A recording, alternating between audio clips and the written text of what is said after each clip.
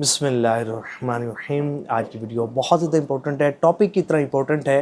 کہ درود پاک کا فیض ملنے کی علامات کیا ہیں، درود پاک کا فیض ملنے کی نشانیاں کیا ہے، ہمیں کیسے پتہ چلے کہ ہمیں درود پاک کا فیض مل رہا ہے۔ اور بعض لوگ یہ سمجھتے ہیں کہ بھئی خواب میں زیارتیں نصیب ہو جانا یا ان سے کچھ خاص کرامات کا ظہور ہونا یا کچھ بعض کیفیات بدلنا، تو بعض لوگ کہتے ہیں کہ بھئی یہ چیز اگر نہیں ہو رہی تو اس کا مطلب یہ ہے کہ فیض نہیں مل رہا، کہ ہمیں جو ہے وہ زیارتیں نہیں ہو رہی اور جو وہ ہم کہیں وہ ہو جائے۔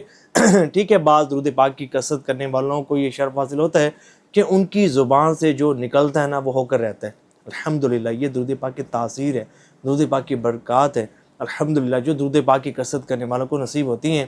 تو ہمیں کیسے پتہ چلے کہ بھئی درود پاک کا فیض ہمیں مل رہا ہے؟ تو دیکھیں، سب سے پہلی بات یہ ہے کہ اگر آپ کو درود پاک پڑھنے کی توفیق مل رہی ہے نا، یہ درود پاک کا فیض ہے۔ میں آپ کو کلیئر بتا رہا ہوں، کیونکہ دیکھیں ہم کسی کو اپنے گھر بلائیں اور کثرت سے بلائیں تو اٹ مینز کہ ہم اس سے راضی ہیں نا، ہم اس بندے سے خوش ہیں، جبھی تو ہم اسے اپنے گھر میں انوائٹ کرتے ہیں، بار بار اسے اپنے گھر میں بلاتے ہیں، اس کے آنے سے ہم خوش ہوتے ہیں۔ تو جب آپ درود پاک پڑھ رہے ہیں اور مسلسل آپ درود پاک پڑھ رہے ہیں اور کئی مہینوں سے کئی سالوں سے آپ درود پاک مسلسل پڑھ رہے ہیں، تو یہ بھی درود پاک کے فیض ملنے کی ایک بڑی نشانی ہے۔ درود پاک کا فیض ملنے کی ایک نشانی یہ ہے، گناہوں کی جو عادت ہے وہ چھوٹ جاتی ہے، بندہ گناہوں سے نفرت کرتا ہے، اسے پتہ چل جاتا ہے کہ یہ راستہ وہ ہے کہ جو رحمان سے دور کرنے والا اور شیطان سے قریب کرنے والا ہے، اور رب کی ناراضگی والا اور رب کے غضب والا یہ راستہ ہے۔ میں نے جو ہے وہ گناہوں سے دور رہنا ہے اور میری جو زندگی ہے وہ نیک اعمال کرتے کرتے گزرے۔ اچھا، درود پاک کا فیض ملنے کی ایک نشانی یہ ہے کہ دل میں عشق مصطفیٰ صلی اللہ علیہ وآلہ وسلم بہت زیادہ بڑھ جاتا ہے، دل میں حضور کی محبت بہت زیادہ بڑھ جاتی ہے، دل حضور کی محبت میں بے قرار ہو جاتا ہے، دل حضور کی محبت میں جھوم جاتا ہے۔ اور جب بھی درود پاک پڑھتے ہوئے نبی پاک صلی اللہ علیہ وآلہ وسلم کا نامی اسم گرامی زبان پر آتا ہے نا، تو بعض اوقات بے اختیار آنکھوں سے آنسو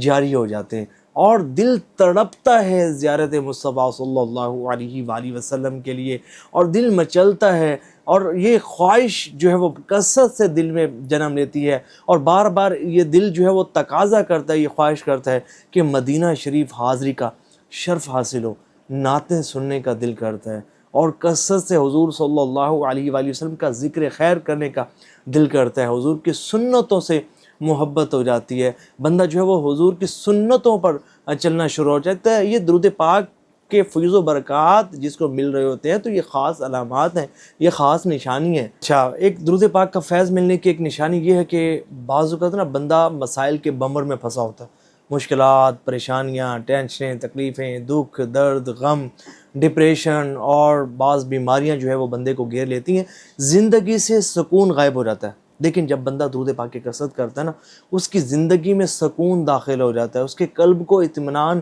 حاصل ہو جاتا ہے، اس کی زندگی سے پریشانیاں دور ہونا شروع ہو جاتی ہیں، مشکلات حل ہونا شروع ہو جاتی ہیں، اور اس کی زندگی میں چین و سکون، اطمینان اسے جو ہے وہ آ جاتا ہے۔ یہ بھی درود پاک کے فیض ملنے کی ایک بڑی علامت ہے۔ درود پاک کے فیض ملنے کی ایک نشانی یہ بھی ہے کہ اس کی زندگی میں خیر و برکت کا نزول ہوتا ہے، اور اس کی دعائیں قبول ہونا شروع ہو جاتی ہیں۔ اچھا، اس کی ایک خاص علامت یہ بھی ہے درود پاک کے فیض کی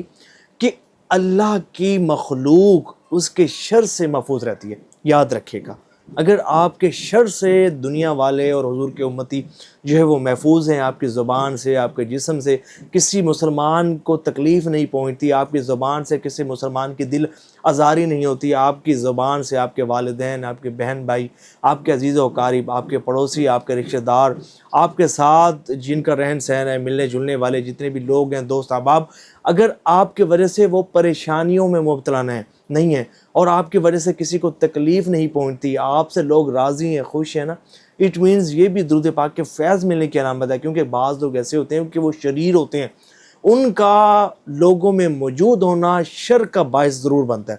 ایک شخص نا حضرت امام مالک رحمۃ اللہ تعالی علیہ کی خدمت میں حاضر ہوا، عرض کی حضور آپ میرے لیے دعا فرمائیں۔ آپ نے فرمایا دعا تو میں تمہارے لیے کر دوں گا، لیکن جو سارا دن تم لوگوں کی بد دعائیں لیتے ہو ان کا کیا کرو گے؟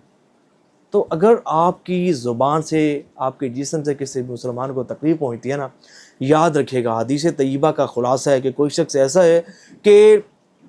نفلی عبادت کی کثرت کرتا ہے، نفلی روزے رکھتا ہے، فرض عبادات کی کثرت اور صدقہ خیرات کی کثرت اور بہت زیادہ دن رات عبادت میں مصروف رہتا ہے، لیکن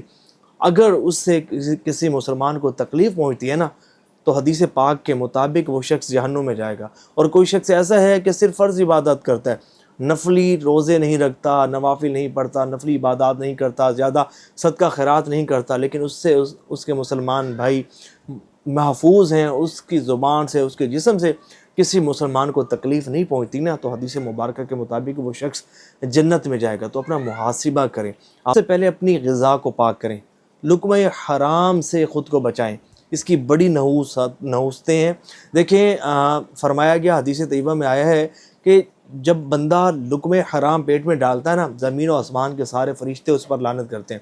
اور فرمایا کہ اس حال سے وہ دنیا سے رخصت ہوا کہ حرام کا وہ لقمہ اس کے پیٹ میں موجود ہے، تو فرمایا وہ جہنم میں جائے گا۔ اور ایک بزرگ فرماتے ہیں کہ اگر کوئی شخص حرام کھاتا ہے، وہ جتنی مرضی کوشش کر لے کہ وہ عبادت، اس کا ذہن ہے کہ میں عبادت کروں گا، اس کے اعضاء اس کا ساتھ نہیں دیں گے، اس کا دل اس کا ساتھ نہیں دے گا، عبادت کی توفیق نہیں ملے گی، عبادت کے خوش و خضوع سے وہ محروم رہے گا۔ لقمہ حرام سے خود کو بچائیں، پھر اس کے بعد اپنی آنکھوں کی حفاظت کریں۔ آنکھوں کی حفاظت کریں گے، بد نگاہی سے خود کو بچائیں گے نا، درود پاک کی کثرت کی بھی توفیق ملے گی، نماز روزے کی بھی توفیق ملے گی، عبادت کی لذت اور عبادت کا خوش و خضوع بھی نصیب ہوگا۔ اگر گناہ کریں گے، بکثرت اللہ کی نافرمانی کریں گے، اگر آپ چاہتے ہیں کہ ہم گناہ بھی کریں اور پھر ہم درود پاک کی کثرت کی بھی توفیق ملے، درود پاک کا فیض بھی ملے، تو یہ بہت مشکل ہو جاتا ہے، اور بندہ نہ تو درود پاک پڑھ جب پاتا ہے، نہ ہی نفلی روزے رکھ پاتا ہے، یہاں تک کہ فرض نمازیں بھی چھوٹ جاتی ہیں، فرض عبادات بھی چھوٹ جاتی ہیں۔ سب سے پہلا کام گناہوں سے سچی پکی توبہ، احساس ندامت، شرمندگی، اللہ پاک کی بارگاہ میں سچی توبہ کریں، مالک میں نیک بننا چاہتا ہوں، میں تیرا ہدایت یافتہ بندہ بننا چاہتا ہوں، میں عبادت گزار بندہ بننا چاہتا ہوں، میں چاہتا ہوں کہ میں نیک بن جاؤں، میں بھی تہجد پڑھوں اور اشراق و چاشت توابین پڑھوں، نفلی روزے رکھوں، میں ہر لمحہ درود پاک کی کثرت میں مصروف رہوں۔ تو یہ کب ہوگا کہ جب سچی پکی آپ گناہوں سے توبہ کریں گے، خوف خدا کے آنسو بہائیں گے، اللہ پاک کی بارگاہ میں رجوع کریں گے کہ مالک بس بہت ہو گیا، میں شرمندہ ہوں اپنی بدعمالیوں سے، اپنی سیاکاریوں سے، آئندہ تجھے ناراض کرنے والے کام نہیں کروں گا، میرے مالک میں نے توبہ کی۔ اور یاد رکھیے گا، جوان کی جو توبہ ہے نا، اللہ تعالیٰ کو بہت زیادہ پسند ہے، یاد رکھیے گا۔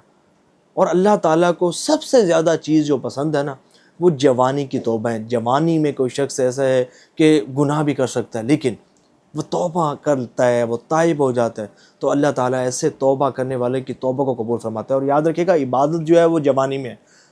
بڑھاپے میں کہاں عبادت ہوتی ہے۔ بڑھاپے میں تو پھر بعض اوقات ڈاکٹر بھی کہہ دیتے ہیں کہ جناب آپ جو ہے وہ سجدہ زمین پر نہیں کر سکتے، آپ فرش پر سجدہ نہیں کر سکتے، آپ بیٹھ کر نماز پڑھیں، آپ کرسی پر نماز پڑھیں۔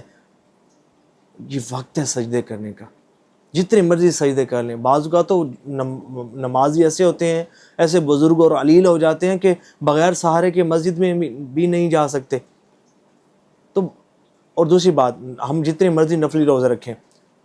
بڑھاپے میں تو پھر جو ہے وہ جسم اتنا کمزور ہو جاتا ہے کہ بھوک پیاس کی شدت بھی برداشت نہیں ہوتی۔ نفلی روزہ تو رکھنا دور کی بات ہے، فرض روزے رکھنے سے بھی بیچارے بعض جو ہے وہ محروم ہو جاتے ہیں۔ تو یہ وقت ہے رب کو راضی کرنے کا، یہ وقت ہے رب کی عبادت کرنے کا۔ ہر وقت کو قیمتی جانیں اور کوشش کریں کہ اللہ کی عبادت میں گزرے۔ اور دعا کرتا ہوں کہ یا اللہ پاک، جو بھی تیرا نیک بندہ بننا چاہتا ہے اسے اپنی عبادت کی توفیق عطا فرما، اسے اپنے خاص بندوں میں شامل فرما، اپنے پسندیدہ بندوں میں شامل فرما، عبادت کی توفیق عطا فرما، عبادت کا خوش و خضوع نصیب فرما، عشق مصطفیٰ